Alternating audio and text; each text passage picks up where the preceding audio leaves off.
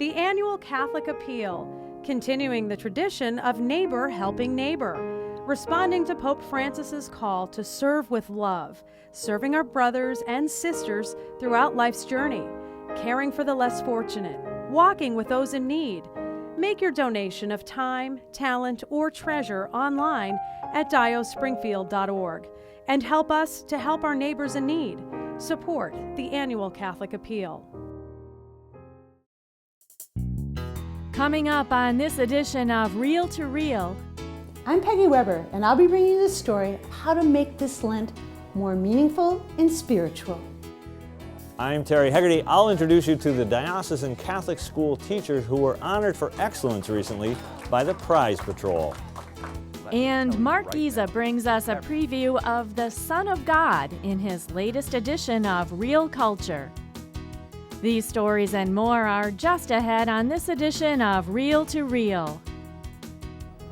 From throughout Western New England and beyond, this is Reel to Reel, your window on the world around you.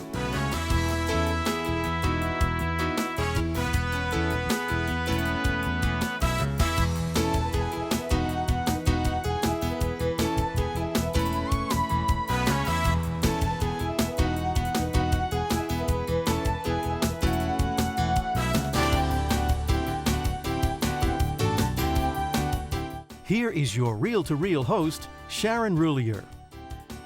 Hello and welcome again to Reel. Well, the first week back from what was an extended winter school vacation was a busy one with balloons and flowers in hand. Diocesan School Superintendent Sister Andrea Suzuki and her staff, affectionately referred to as the Prize Patrol, took to the road to bring good news to some very special teachers. This was the 12th year the Pioneer Valley Excellence in Teaching Awards are being given out to teachers in the Catholic schools. They're being recognized for their professionalism, their ability to collaborate, and for reaching above and beyond what's required of them as teachers. Reel to Reel's Terry Hegarty has our story.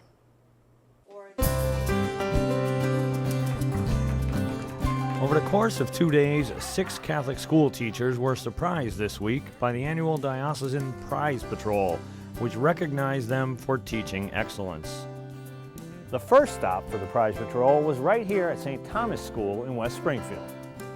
Sister Andrea Suzuki and Dr. Gail Furman of the Diocese of Springfield's Catholic Schools Office made a series of covert rounds, notifying each educator that they had been selected as a Pioneer Valley Teacher of Excellence. To say that the educators were surprised by the unannounced visits would be an understatement. I am speechless. I'm shocked. I just was going about my ordinary Tuesday morning when, all these people start appearing in my classroom, and I still haven't really settled in to think about what just happened.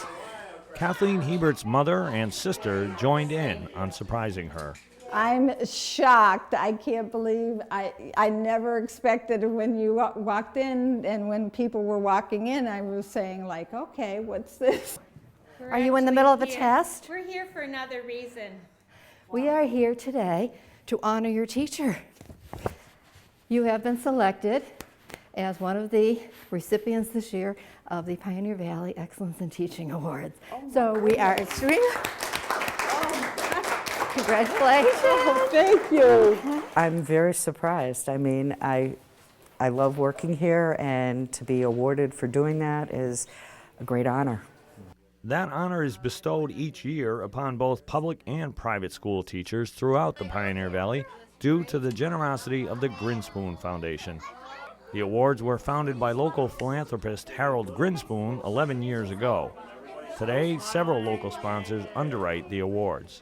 Stealthily proceeding through school hallways, the Prize Patrol bestowed balloons, flowers, and recognition to each teacher as students and family members joined in the celebrations. In some cases, family members even helped to carry out the friendly ambush. My husband, who obviously knew, did not tell me, and he said if I dressed up nice today that he would take me out to dinner tonight. Now I know why, because we'll be able to celebrate something. The children also got in on the celebrating. Mrs. Brouillard was asked why she thinks that she was nominated for this award. I love teaching. I come here every morning and enjoy what I do, and maybe that just comes out in how I work with the kids. And when I'm here for 100%. Always just wanting it to be fun and interesting. Every teacher said that they love what they are doing. 1 foot is 3 feet. So did we measure the area of this? No. What did we measure? St. Stan's is a great place to work. The kids are great, and it is rewarding generally to come to work every day because these kids are so wonderful.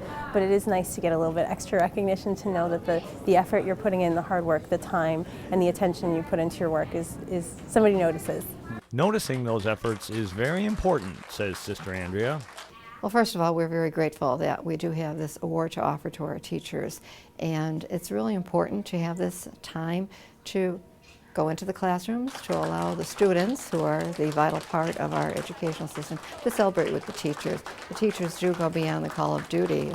Dr. Gail Furman says that being a part of the Prize Patrol is just plain fun. It's such a fun experience for us to be able to go and do this, to see the looks on the teachers' faces when they receive the award, and to share with their families and their friends, and how supportive the other teachers in the school are. One of the best parts of my job. Many say that making such a fuss over these teachers who have demonstrated tremendous dedication to their students and their schools is the least that can be done. The fanfare of the Prize Patrol was very much appreciated by the teachers. And even though the recognition was rather brief, the gratitude of the students continues every day of the school year. But the great moment is going into the classrooms and really hearing why the children believe that we are recognizing these teachers, to see their excitement and to see their applause. Kathleen Hebert says after 29 years of teaching at Blessed Sacrament School in Holyoke, she still has the stamina to keep up with kindergarteners. They give me the energy because being with them every day, they spark my interest in trying to do different things. It's always something new for me. I feel like they give me the spark to make me do my thing as far as educating them. The last stop on day 1 of the Prize Patrol was right here in Wilbraham at Cathedral High School. Lynn Leone has been teaching in the history department at Cathedral since 1979. She says she's being recognized on behalf of her coworkers. It's a great honor. This would be representative of all my colleagues in the building, so I'm just a representative of my school this year, and that would mean that anyone here, we all are in this together, and it is a collaborative effort for both teachers and students. For day 2, the Prize Patrol traveled to Ware and interrupted Susan Stinson's 6th grade class. Yes, we are here this morning to honor your teacher. It is nice to be recognized for what you do. I don't think, teaching at St. Mary's is really such a joy. I was just thinking last night, actually, how much the kids are great. So I think I have it pretty good. So I'm getting the recognition, but I also love my job, so can't get any better than that. For all Catholic school teachers in the Pioneer Valley, let this be a warning. Excellent work in the classroom can be disruptive to teaching, at least one day per year. For members of the Prize Patrol and the teacher's family and friends, surprising people is only half the fun. The other half comes in nearly 3 months, as a dinner in May will provide for even more accolades. The awards banquet is scheduled for May 6th at the Log Cabin in Holyoke. Each teacher will receive a plaque and a check for $500. Reporting for Reel to Reel, this is Terry Hegarty.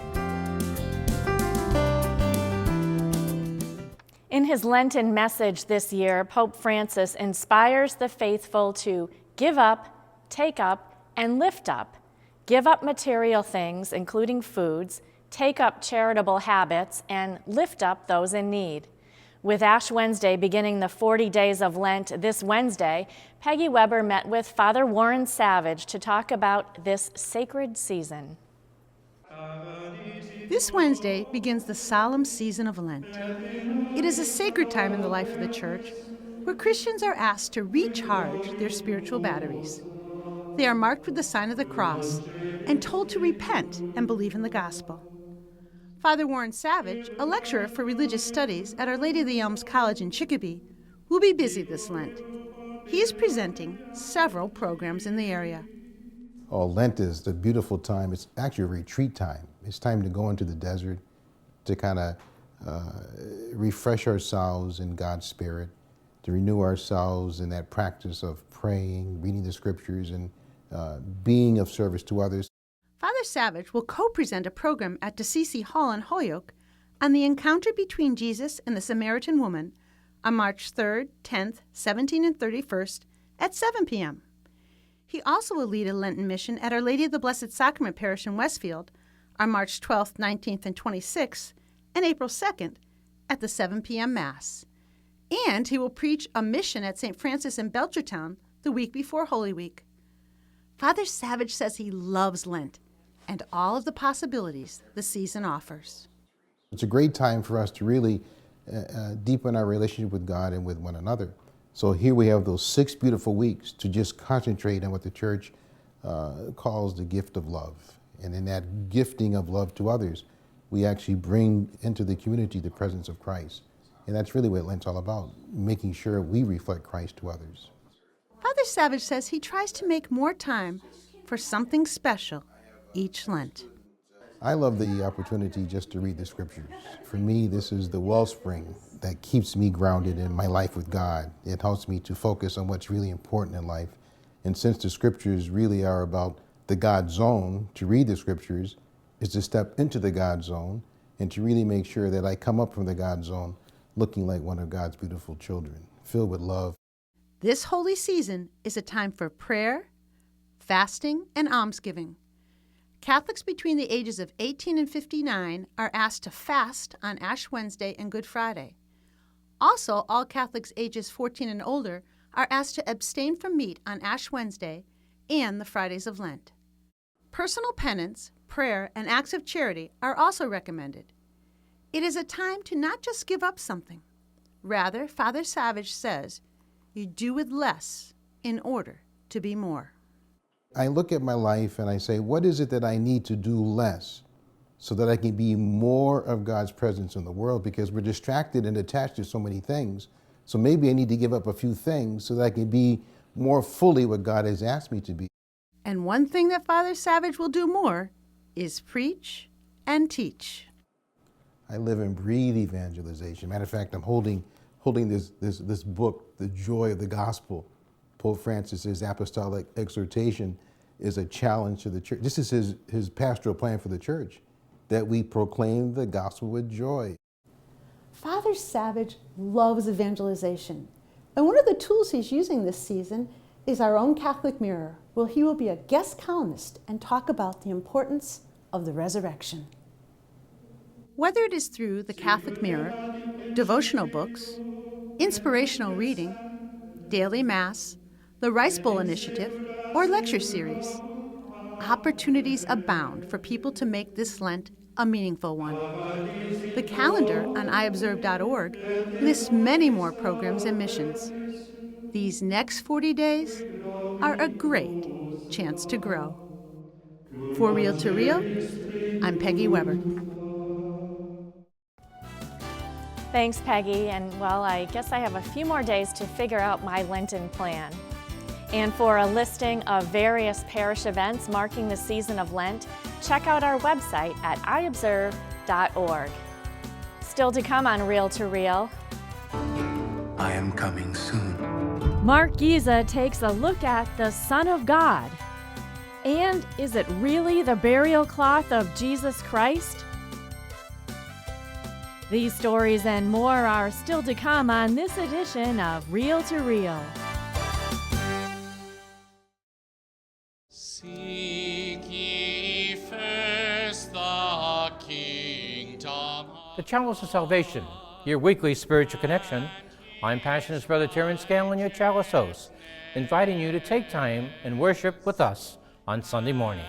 Join us this Sunday as we welcome Father Christopher J. Watikas as our Mass presider and celebrate Women Religious. The Chalice of Salvation, Sunday morning at 10, right here on 22 News.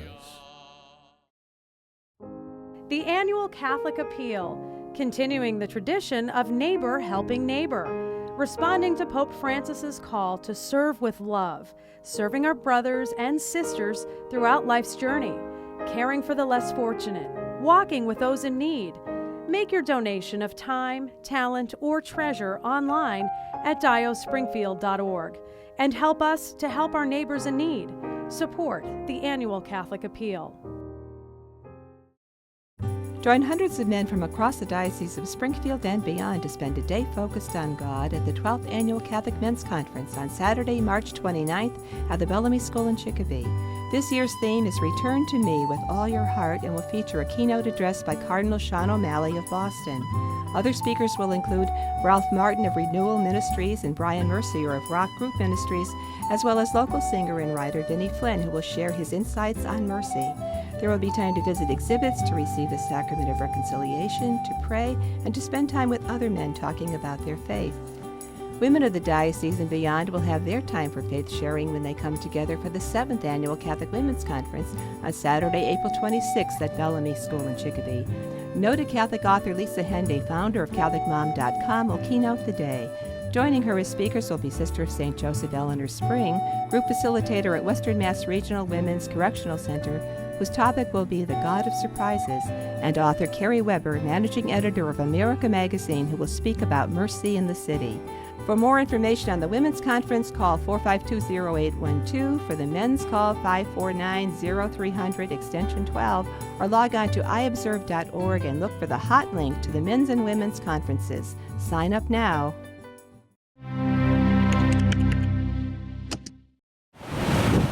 Off the coast of Georgia, on St. Catherine's Island, the Wale Indians embraced a Franciscan way of life. The 16th century mission is the site of Georgia's oldest church. What we're standing in then is a living church in more ways than one. 432 people were excavated from here. That's what you do. That's what you do. 70,000 glass trade beads came from right here. They're from all over the world. It's the most extraordinary collection that's been found in North America. These gold foil beads, these hand-blown beads that look like little porcupines. It's an incredible assortment. We're now beginning to understand the geochemistry of it. They come from every continent, and they all came right here to Mission Santa Catalina de Wale. Intrigued by the historical significance of the site, Bishop Gregory J. Hartmeyer of Savannah made his first trip to the mission and celebrated Mass.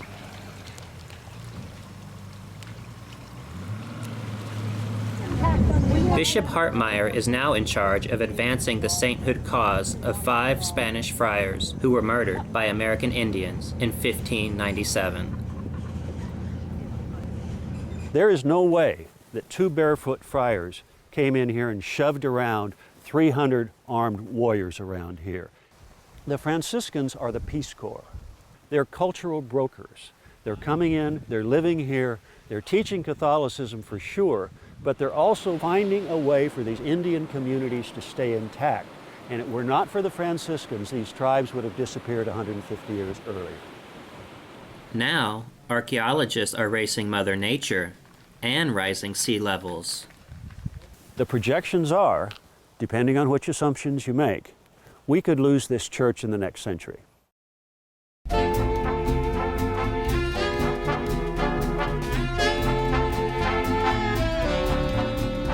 Sometimes with a large epic film like Son of God, there's so much hype about the picture. Will it be as good as they say it's going to be? So grand, so wonderful. Ladies and gentlemen, let me tell you right now, everything about it is true. I am coming soon. Director Christopher Spencer and producers Mark Burnett and Roma Downey have taken the real story of Jesus and made a grand, epic piece. This movie is so real, so moving, and most of all, so well done. Most of the credit goes to Spencer for casting Diego Morgado as Jesus. This young actor has a lot on his shoulders in this role, and he carries it off so well without one false note. Watch his eyes as he tells the chosen 12 to follow him, or when he looks in his mother's eyes and tells her not to fear. This is so moving, I forgot I was watching an actor.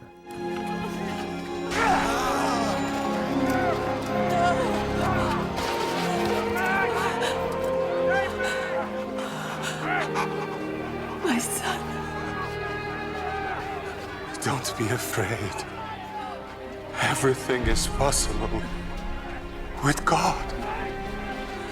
Yes, at times the film is brutal, showing our Lord's last days, but it's handled so well. We wince, but in our hearts, the truth wins out.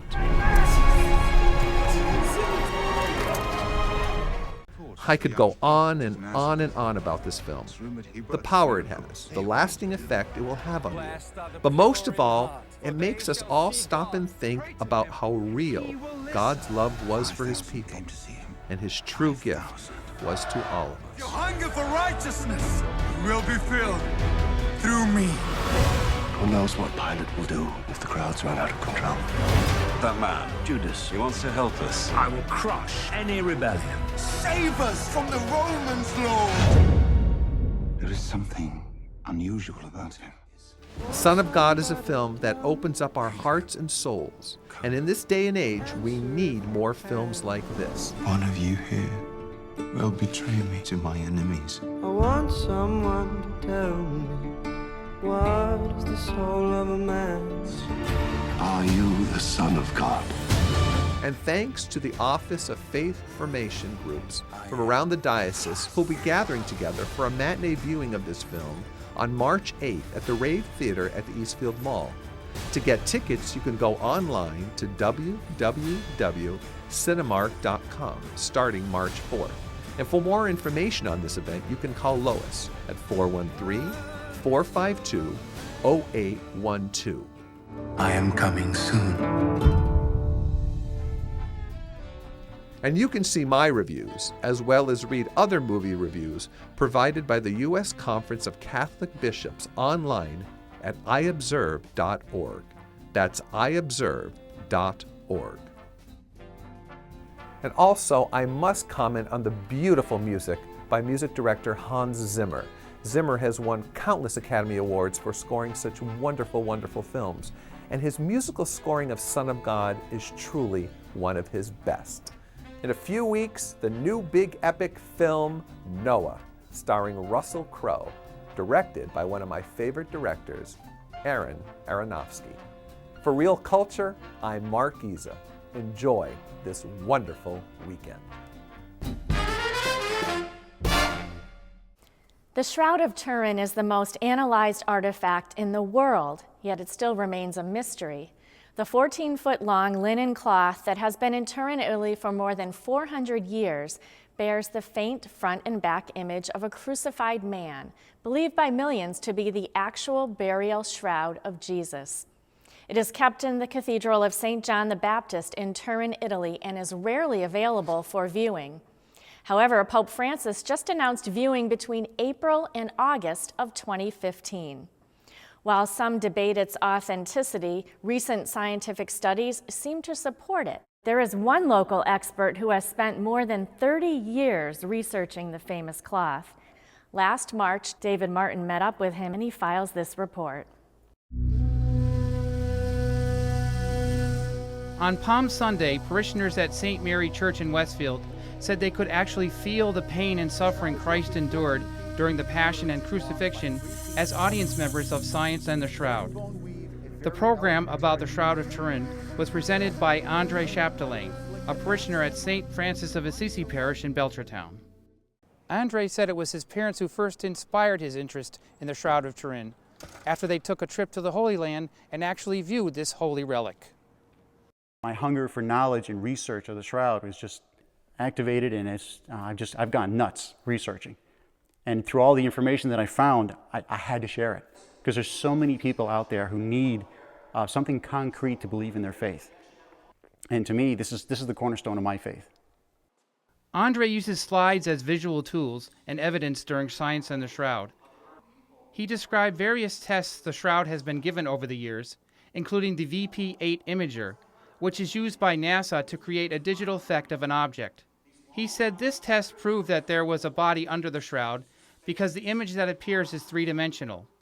The blood flow from the crown of thorns on Christ's head is also visible in this image.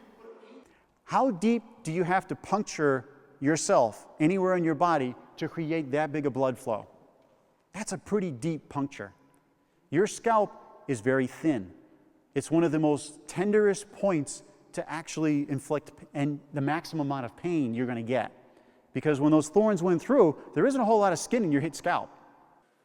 Andre explained that the Romans were experts at torturing prisoners without killing them. So Jesus was whipped 121 times, which is evidence on the back area of the shroud. A waxed imprint made based on imprints from the shroud shows bruises on Christ's back from carrying the crossbeam, which weighed 50 to 100 pounds. This is more accurate than past depictions of the Passion, where Christ is carrying the whole cross. Andre demonstrated that when Jesus fell with a beam tied to his shoulders, the first thing to hit the ground would be his face. The shroud displays an area where Jesus' cheek was swollen and his nose was broken. Well, it is Lent and it is Holy Week, so it's a perfect time to see all this and to remind us, especially when Andre talks about the brutality of what Jesus went through. When discussing the crucifixion, Andre uses a hammer given to him by his father.